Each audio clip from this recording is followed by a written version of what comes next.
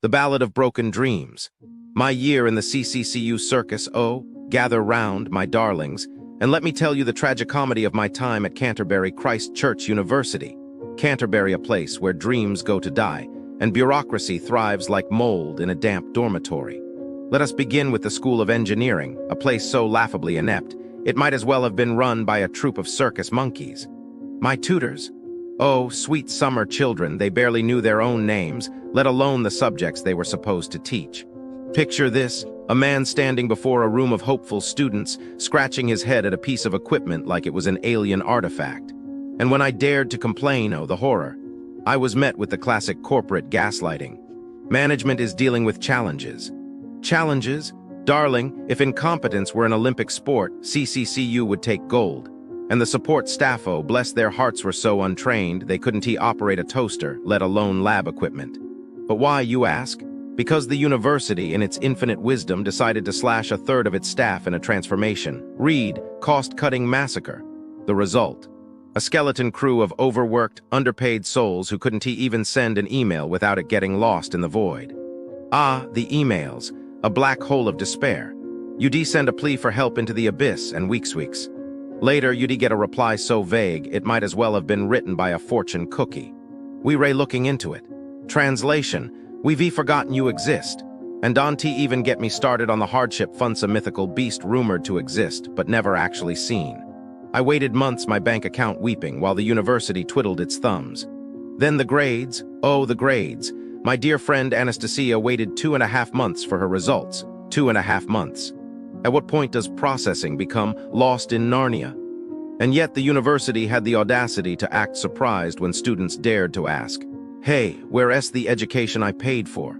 And let us talk about the international students, shall we?" Ajar, poor Ajar, got his visa one day too late because CCCU couldn't be bothered to issue his CAS letter on time. One day. And instead of showing a shred of humanity, oh, let us give him an extension. They yanked his sponsorship like a cruel puppeteer cutting the strings. His dreams crushed, his savings gone, his heart broken, but the real kicker. The $150 million investment in the campus. Oh yes, they race so proud of their shiny new buildings funded by debt, of course. Meanwhile, students are crammed into moldy dorms, lectures are overcrowded, and the library. A war zone of desperate souls fighting for a single desk. But hey, at least the managers got their pay raises. Nothing says we care like rewarding the architects of this disaster. And the mental health support? A joke. A cruel, unfunny joke. Vihanga, sweet Vihanga, sent emails begging for help, attaching letters from her GP. The response? Silence. The university's idea of well-being was apparently ignore them until they go away. So here we are, my loves. A university that treats its students like ATM machines, its staff like disposable napkins, and its reputation like a cheap facade. A place where promises are broken, time is wasted, and dreams are ground into dust. But fear not, I shall be the voice of the voiceless, the whistleblower in this farce. For every student who wept in frustration, for every dream deferred, for every penny stolen by this circus of incompetence, I will expose them. So tell me, dear reader, have you too felt the sting of CCCU's neglect? The businesses surrounding Canterbury Christ Church University, Canterbury, they're a challenge. A quiet despair settles over you as you begin to map them, a sense of potential unmet, of promises broken. It's not outright awful, not a wasteland, but a landscape of faded hopes and aggressively average experiences. It feels like the area is actively trying to disappoint you and succeeding. It's as if a collective sigh of mediocrity hangs in the air, and honestly, it's unsettling. Let's dissect this, shall we? For your sake and for my own peace of mind, we need to understand what you're walking into. The first thing you notice, a persistent, nagging feeling, is that many establishments here seem to operate under the assumption that you're already inconveniencing them simply by existing. Parking, for example. It's not just expensive, it's strategically, maliciously expensive.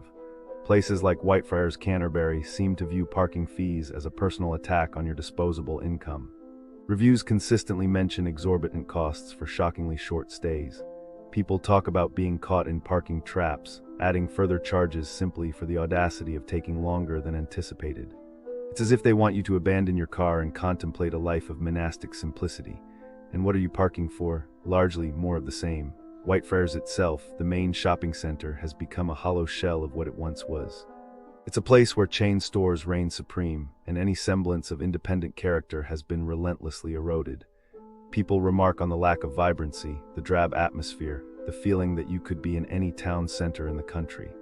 A reviewer even described it as a shadow of its former self, which frankly feels generous. There's a curious fixation on street food, but it's consistently labeled as overpriced.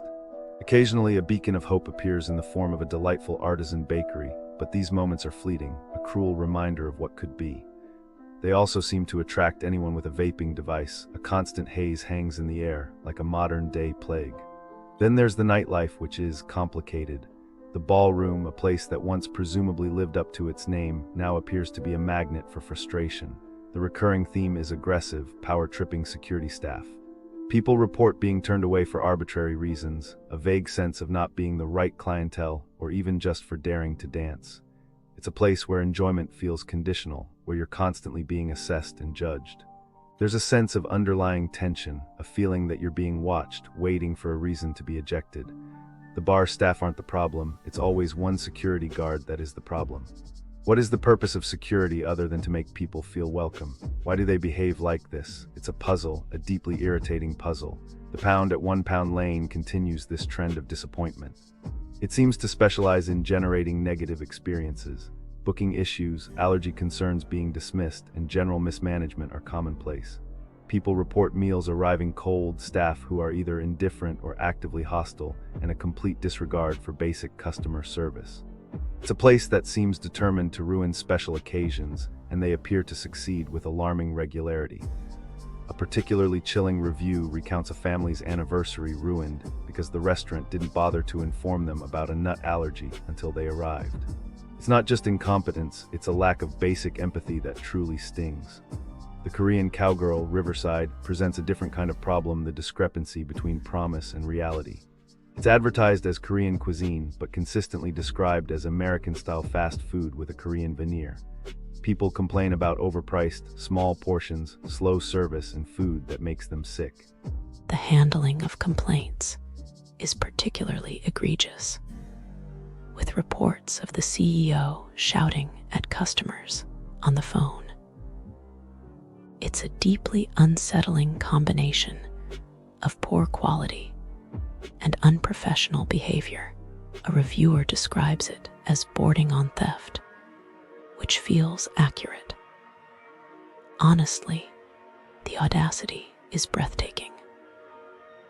Kitch, while presenting itself as a health-conscious eatery, has a particularly alarming track record when it comes to dietary requirements.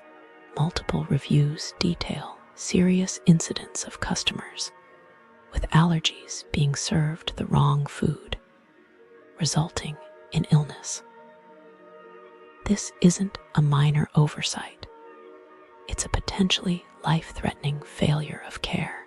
They promote gluten-free options, yet repeatedly fail to deliver on that promise. The thought that a restaurant can be so careless with something so fundamental is deeply distressing.